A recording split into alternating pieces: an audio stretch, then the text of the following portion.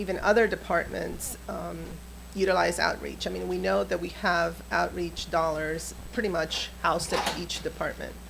And there have been a lot of different efforts, both, sort of like multi-tiered, so you get to the sort of grassroots level, let's say the very small business that might be located in Wheaton or Long Branch, then you get to more established organizations, and then of course, social media and everything like that.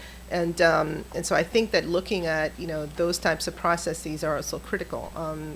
I know I hear a lot from, small businesses, sort of cottage industry businesses that, don't even know how to even start looking at these opportunities. So that type of sort of multi-tiered approach, is something that we've also talked about, and so it would be great to see if that could be, measured and see what other efforts the new department has taken up to do that type of very intense outreach.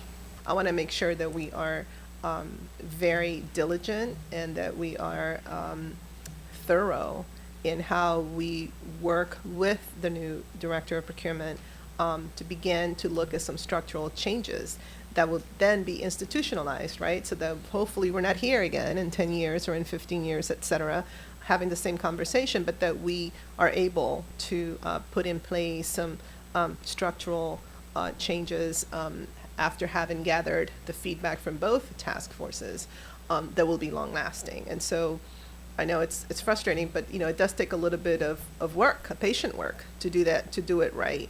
And it doesn't mean that it will be the end all be all, but I think it's a good start to be methodical about how we go about this. And again, I think you've heard from the director of procurement that she has not only extensive expertise, but a real good lens through which this can be seen.